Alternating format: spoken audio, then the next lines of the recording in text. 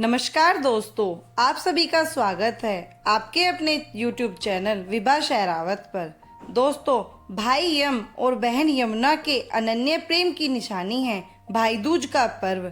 आइए इस कहानी को विस्तृत में जानते हैं। यम और यमुना कौन है?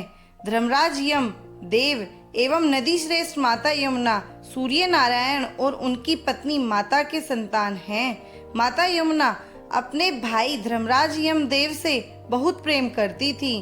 कार्य क्षेत्र भिन्न होने के कारण उनका मिलन कम ही हो पाता था। माता यमुना अपने भाई धर्मराज यम को सदैव अपने पास आमंत्रित करती थी, किंतु व्यस्तता के कारण वो नहीं आ पाते थे और जब उन्हें समय मिलता तो वो यह सोचते कि मुझे भला कोई क्यों ही आमंत्रित करेगा। यमुना मेरी बहन है तो प्रेमवश ऐसा कह देती होगी, यह सोचकर उनसे मिलने नहीं जाते थे।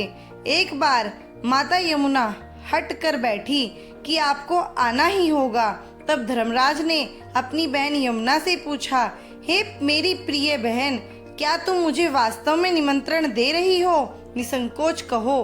धर्मराज की बातें सुन माता यमुना ने कहा, हाँ भ्राता, आपको संदेह है? तब धर्मराज कहने लगे, मुझे बुलाने से लोग डरते हैं, मेरे आगमन से संकोच करने लगते हैं। क्या तुम्हें ऐसा भय या नकारात्मक भाव नहीं आते?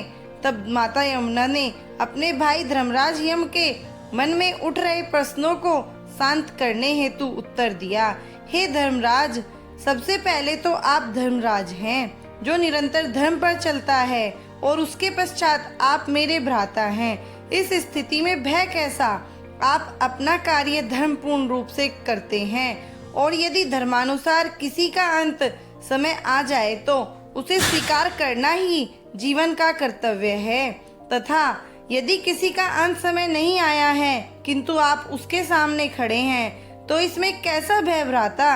अपनी प्रिय बहन की बातों से संतुष्ट होकर धर्मराज ने उनके निमंत्रण को प्रेम पूर्वक स्वीकार किया। धर्मराज अपनी बहन यमुना से मिलने कब आए? कार्तिक मास में शुक्ल पक्ष की द्वितीया यानी दूसरे दिन धर्मराज यम देवता अपनी बहन से मिलने पहुँचे। माता अपने भाई को आया देखकर प्रफुल्लित हुई। अपने भाई को आसन ग्रहण करवाकर उन्हें टीका लगाया। पके हुए चावल समेत अपने भाई के मनपसंद भोज्य पदार्थ थाल में प्रस्तुत किया। यमदेव भोजन कर तृप्त हुए। अपनी बहन द्वारा किए गए आतिथ्य से वो अति प्रसन्न हुए और प्रसन्न होकर अपनी बहन से कहा, हे यामी, मनोवांछित वर मांगो। यामी किसे कहा जाता है? धर्मराज यम देव की जुड़वा बहन होने के कारण माता यमुना को यामी नाम से भी जाना जाता है। यामी ने कहा, हे भ्राता, यदि आप पूर्ण रूप से प्रसन्न हैं तो आप वचन दीजिए कि प्रतिवर्ष आप इस दिन मुझसे मिलने अवश्य आएंगे और आज से प्रतिवर्ष जो भी भाई अपनी बहन से इस दिन मिलने जाए, टीका करवाए और बहन द्वारा परोसे हुए भोज्य पदार्थ ग्रहण करे, उसे आपका भय न हो। यमराज ने कहा, ऐसा ही होगा। मैं प्रतिवर्ष अपनी बहन से मिलने अवश्य आऊंगा, आतिथ्य स्वीकार करूंगा और टीका करवाकर भोज्य ग्रहण करूंगा और जो भी भाई इस दिन अपनी बहन के पास जाकर ये सब करेगा उसे मैं जीवन दान अवश्य दूंगा। जितने साल वो जाएगा मैं उतनी बार उसे जीवन दान दूंगा।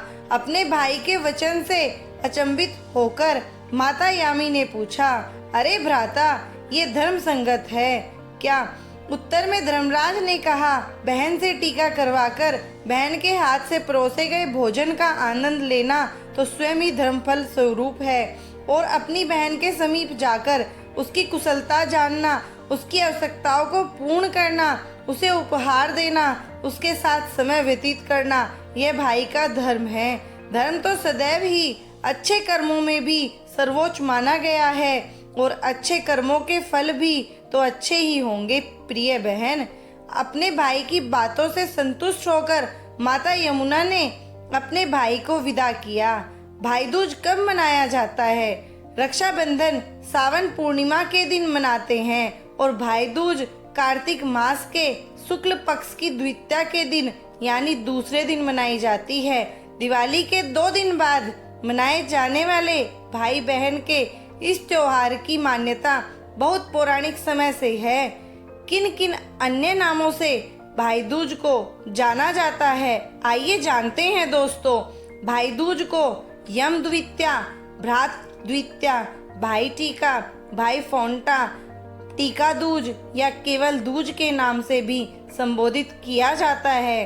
भाई दूज के दिन क्या किया जाता है, आइए जानते हैं इसके बारे में। इस दिन भाई अपनी बहन से टीका लगवाकर उनके समीप भोजन करते हैं। यदि बहन का विवाह हो गया हो तो या भाई किसी कारण से दूर रह रहा हो तो भी इस दिन भाई अपनी बहन से टीका लगवाने और बहन द्वारा परोसा गया भोजन ग्रहण करने अवश्य आता है।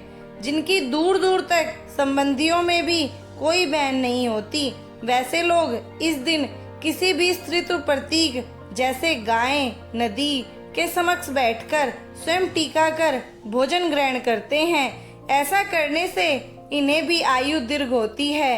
इस दिन माता यमुना के तट पर यमयामी यमुना की पूजा करने को सौभाग्य माना जाता है। बहुत से लोग यमुना स्नान भी करते हैं। धन्यवाद दोस्तों। अगर आपको मेरी ये कहानी अच्छी लगी हो तो प्लीज़ मेरे चैनल को लाइक करें, सब्सक्राइब करें, शेयर करें और कमेंट करें। धन्यवाद।